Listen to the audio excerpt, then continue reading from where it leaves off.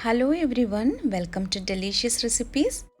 ഇന്ന് ഞാൻ തയ്യാറാക്കുന്നത് പച്ചമാങ്ങ ചമ്മന്തിയാണ്. ഈ നാടൻ ചമ്മന്തി കഞ്ഞിയുടെ കൂടെ കഴിക്കാൻ പറ്റിയ ഒരു കോമ്പിനേഷനാണ്. വളരെ കുറച്ച് ഇൻഗ്രീഡിയൻസ് വെച്ചിട്ട് തയ്യാറാക്കാൻ പറ്റിയ ഒരു ചമ്മന്തിയാണ്. അപ്പോൾ നമുക്ക് ഇതിനാവശ്യമായിട്ടുള്ള ചേരുവകൾ എന്തൊക്കെയാണെന്ന് നോക്കാം. ഈ ഒരു പച്ചമാങ്ങയുടെ പകുതി ഞാൻ എടുക്കുന്നില്ല. നല്ല പുളിയുള്ള മാങ്ങയാണ്, അതുകൊണ്ട് കുറച്ച് മാത്രമേ ഞാൻ എടുക്കുന്നുള്ളൂ. പകുതി കട്ട് ചെയ്തതിൽ നിന്നും ഈ ഒരു പീസ് ഞാൻ മാറ്റി വയ്ക്കുന്നുണ്ട്. പിന്നെ നമുക്ക് വേണ്ടത് 3 പച്ചമുളക്, ഒരു ചെറിയ കഷ്ണം ഇഞ്ചി, കുറച്ച് കറിവേപ്പില, പിന്നെ ചെറിയ ഉള്ളി വേണം. ചെറിയ ഉള്ളി ഇല്ലാത്തത് കൊണ്ടാണ് ഞാനിപ്പോൾ ഇവിടെ സവാള എടുത്തിരിക്കുന്നത്. ചെറിയ ഉള്ളി കിട്ടുമെങ്കിൽ അത് തന്നെ ഉപയോഗിക്കാനായിട്ട് ശ്രദ്ധിക്കുക.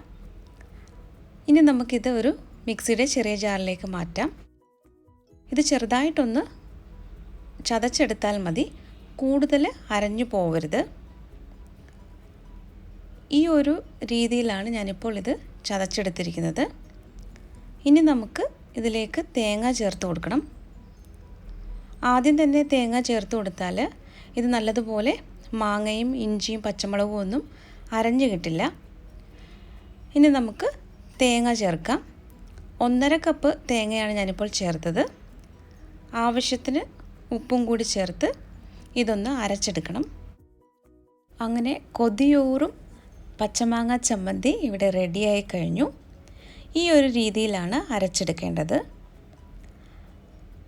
ഇത് കഞ്ഞിയുടെ കൂടെയും ചോറിൻ്റെ കൂടെയൊക്കെ കഴിക്കാൻ പറ്റിയതാണ്. അപ്പോൾ ഇന്നത്തെ ഈ നാടൻ റെസിപ്പി എല്ലാവർക്കും ഇഷ്ടമായെന്ന് കരുതുന്നു.